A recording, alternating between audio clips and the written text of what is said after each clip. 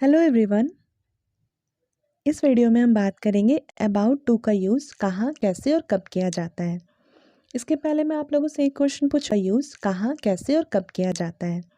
इसके पहले मैं आप लोगों से एक क्वेश्चन पूछूं कि आपको इंग्लिश से डर लगता है। तो मैं ना आप लोगों के लिए एक सेशन स्टार्ट कर रही हूँ और इस सेशन का ये पहला लेक्चर है या ये पहला लेसन है। इसमें हम क्या करेंगे ना कि कुछ भी बुकिश लैंग्वेज का इस्तेमाल नहीं करेंगे। मतलब जो हम बचपन से पढ़ते आ रहे हैं ना, जब हम बचपन में थे तो मुझे खुद भी ग्रामर बहुत बोरिंग लगता था। क्योंकि बहुत सारे याद है आप लोगों को टेंस है, मतलब कि अब टेंस में प्रेजेंट है, फ्यूचर है, आपका पास्ट है। उसके बाद अब प्रेजेंट में भी आपके वो 4 फॉर्म होते हैं। आपका सिंपल प्रेजेंट है, प्रेजेंट कंटिन्यूअस है, प्रेजेंट परफेक्ट है, प्रेजेंट परफेक्ट कंटिन्यूअस है ना? फिर उसके नियम हैं सारे, उसके रूल्स है, सब याद करो। फिर कभी-कभी हम भूल जाते हैं और ये सारी चीज़ें होती थी। ख़ैर, तो देखो इस वीडियो का मेरा पर्पस क्या है ना कि हम इंग्लिश को एक फ़न, एक मज़ेदार रूप में सीखेंगे। इंग्लिश हमें ना मतलब ऐसा कुछ नहीं लगेगा, एक हेडेक नहीं लगेगा कि हमें इंग्लिश नहीं आती है। और मेनली मान लीजिए अगर आप हिंदी मीडियम के बच्चे हैं, तो मैं ऐसा नहीं कहती, मैं बिल्कुल ऐसा नहीं मानती कि हिंदी मीडियम के बच्चों को इंग्लिश नहीं आती है। या मैं ये ज़रूर कह सकती हूँ ना कि आप में थोड़ा-सा कॉन्फिडेंस प्रॉब्लम होगा। आपने अपने मन में बिठा रखा होगा कि इंग्लिश मीडियम वाले हैं तो उन्हें ज़्यादा अच्छा आता है। बट ऐसा कुछ नहीं है, सब कुछ कॉन्फिडेंस की बात है। आप अपने ऊपर वर्क करेंगे ना, आप चीज़ों को सीखेंगे तो वो चीज़ें आ जाएँगी। तो देखो इस कोर्स का ना जो मेरा मेन मोटो है वो वही है कि हम लोग इंग्लिश को कितना ईज़ी एक फ़न तरीके से सीख सकते हैं। तो इसमें मैं एक छोटे-छोटे वर्ड्स का यूज़ करूँगी। जैसे आज मेरा ये पहला चैप्टर है और इसमें हम बात कर रहे हैं अबाउट टू के बारे में। इसी तरह के बहुत सारे वर्ड्स होते हैं, जैसे एगर टू, फिर हो गया विलिंग टू, ठीक है? तो इन सब के हिंदी मीनिंग्स हम जानेंगे। फिर हम जानेंगे ना कि इसको वाक्य में कैसे यूज़ किया जाता है। तो मैं आपको कोई एक्स्ट्रा रूल्स नहीं बताऊँगी इसमें, कोई एक्स्ट्रा बुकिश लैंग्वेज नहीं बताऊँगी, क्योंकि अब आपको लग रहा होगा अरे यार ये तो फिर से एक इंग्लिश का कोर्स है ना? तो फिर से इतने सारे बुक्स पढ़ने होंगे या तो फिर है ना? ऐसा आप सोच रहे हैं ना, बट ऐसा कुछ नहीं है, ऐसा कुछ मत सोचिए। हम सिंपल क्या करेंगे कि केवल मैं आपको एक-एक एग्ज़ाम्पल से ये सारे वर्ड्स को समझाती जाऊँगी और यही मेरा कोर्स है। तो चलिए अब स्टार्ट करते हैं। तो देखो जैसे कि मैंने बोला कि अब हम अबाउट टू के बारे में पढ़ेंगे, तो सबसे पहले आपको जस्ट ये पता होना चाहिए कि अबाउट टू का मतलब क्या होता है। तो अबाउट टू का मतलब होता है वाला है, वाली है, वाले हैं। ये इसका हिंदी मीनिंग हो गया। यहाँ तक क्लियर हो गया? अब हम इसका यूज़ कहाँ करते हैं?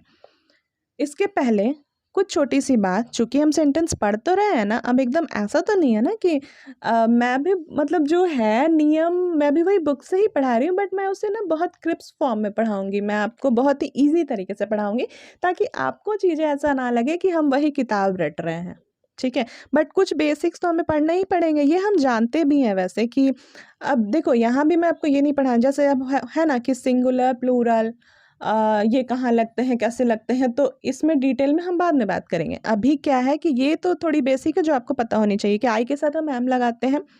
ये सब क्या है? आई, ही, शी, इट, ये सब एक सब्जेक्ट्स है ना, और उसके साथ एम, इज़ और आर क्या है? ये सब हमारे हेल्पिंग वर्ब्स होते हैं। इतना तो आपको पता होगा कि आई के साथ हम एम लगाते हैं, ही, शी, इट के साथ इज़ लगाते हैं, यू, वी, दे के साथ आर लगाते हैं।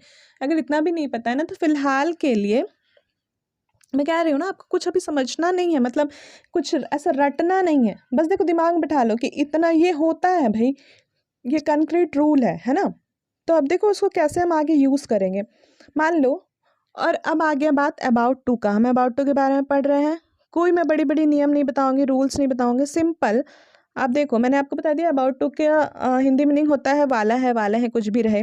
अब हम इसको एग्ज़ाम्पल से समझ रहे हैं। आपका पहला एग्ज़ाम्पल है, पापा आने वाले हैं या मम्मी आने वाली है या भाई आने वाला है, बहन आने वाले, कोई भी आने वाला है, रविवार आने वाला है, बोलते हैं ना हम लोग, एग्ज़ाम आने वाला है, कुछ भी हम लोग बोलते हैं ना।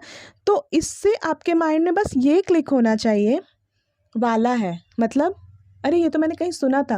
तो वाला है तो तुरंत आपको माइंड जो है आपका रिलेट कर लेगा कि अच्छा इसका इंग्लिश मीन तो अबाउट टू होता है। तो अब हम इससे आगे कैसे बढ़े? तो सबसे पहले पापा, यहाँ जो आपका सब्जेक्ट्स है, तो फादर हो गया। तो जैसे इसलिए मैंने आपको ये पिछले वाला समझाया, अब आप कनेक्ट कर पा रहे होंगे, फादर के साथ इज़ लगा। क्यों? जैसे ये कॉमन है, ही सेट होता है या कोई भी नाम होता है उसके साथ हम इज़ लगा लेते हैं, है ना? यू, वी, दे के साथ हम आर लगा लेते हैं। तो ये थोड़ा-सा आप याद रखिए। अगर आप बिल्कुल बेसिक्स है मतलब 3-4 के बच्चे हैं, ये कोर्स ना किसी के लिए भी है जिन्हें भी इंग्लिश में थोड़ी-सी भी प्रॉब्लम है ना, आप इस कोर्स को फ़ॉलो कर सकते हैं क्योंकि ये बिल्कुल बेसिक कोर्स है। ये कुछ एडवांस लेवल वाली कोर्स नहीं है। मैं ये नहीं कहती कि इस कोर्स को करके आप एकदम धुरंधर बन जाएँगे इंग्लिश में, क्योंकि ये बेफ़िज़ूल की बातें हैं। ठीक है? 2 दिन पढ़ के आप कैसे धुरंधर बन जाएँगे? उसके लिए तो आपको पढ़ना पड़ेगा ना, लगातार आप लगे रहिए उस चीज़ में।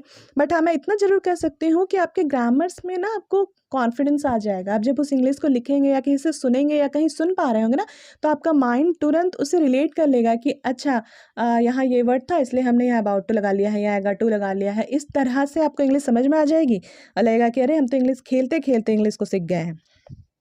तो फिर फादर के साथ हम इज़ लगा दिए, उसके बाद ना तुरंत आपको अबाउट टू पुट कर देना है। हम यहाँ अबाउट टू के बारे में पढ़ रहे हैं ना, तो यहाँ आप अबाउट टू पुट कर दीजिए और उसके बाद आपके इस वाक्य में पापा का यूज़ हो ही गया, फादर के साथ हम इज़ लगा दिया क्योंकि देखो हेल्पिंग वर्ब तो लगता है, ये तो आपको लगाना ही पड़ेगा, है ना? तो फादर इज़ अबाउट टू और आने वाले हैं का तो अबाउट टू हम लोग लगा चुके और आना इस वाक्य में क्रिया है और आने का इंग्लिश क्या होता है? कम। तो simple, father is about to come. अब देखो यहाँ कम में आईएनजी नहीं लगाना, एस नहीं लगाना, ऐसा कुछ नहीं लगेगा। ठीक है, तो बस आप सिंपल यही याद रखो ना, पापा आने वाले हैं, father is about to come. ठीक है, तो मैंने बोला ना कि कोई उतना हम लोग नियम और रूल्स में नहीं जाएंगे, तो ये एकदम सिंपल है। तो आज से आपको अबाउट टू में दिक्कत नहीं होगी। आप ना मैं कह रही हूँ आप 50 बुक भी पढ़ लो ना, सबका कंक्रीट जो कंक्लूजन निकलेगा ना, ये बस यही निकलने वाला है। और अगर मेरी बात पर विश्वास नहीं तो आप कहीं से चेक करके देख लो। तो इसलिए मैं बोल रही हूँ कि हम खेलते खेलते पढ़ेंगे, क्यों इतना मतलब टेंशन लेके पढ़ना कि कुछ बुक्स पढ़ ले, नियम देख ले, वो कर ले। दूसरे एग्जाम्पल फिर मैं लेती हूँ कि मैं दिल्ली जाने वाला हूँ या मैं दिल्ली जाने वाली हूँ, तो फिर से आपके माइंड में क्लिक हो जाना चाहिए कि अरे वाक्य के अंत में वाला है वाली है तो हमें अबाउट टू यूज़ करना है। मैं है सबसे पहले आई है, आई के साथ ये बेसिक अंडरस्टैंडिंग है कि हम एम लगाते हैं, तो आई एम हो ही गया। उसके बाद हमें हमें याद है कि हमें अबाउट टू यूज़ कर देना है, तो I am about to go to Delhi. About to के बाद लास्ट में जो वाक्य का क्रिया हो रहा है, क्रिया क्या हो रहा है कि हम जा रहे हैं, मतलब जाने वाले हैं, है ना? तो जाना का इंग्लिश हो गया गो और उसके बाद कहाँ जा रहे हैं, तो दिल्ली जा रहे हैं, तो ये लास्ट में दिल्ली आ गया जो भी आपका ऑब्जेक्ट था। तो आई थिंक ये क्लियर है, आप समझ पा रहे हैं ना चीज़ों को।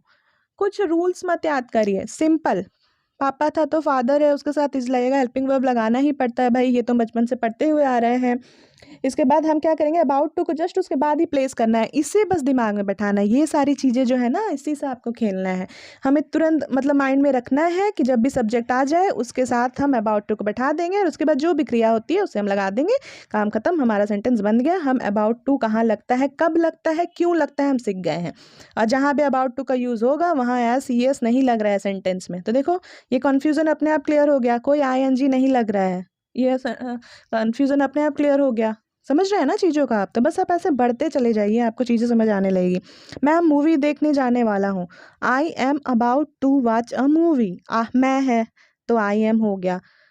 उसके बाद तुरंत तुरंत हमें दिमाग में आना चाहिए कि अरे हमने पढ़ा था ना यहाँ तो अबाउट टू यूज़ कर देना, तो आई एम अबाउट टू तक हो गया।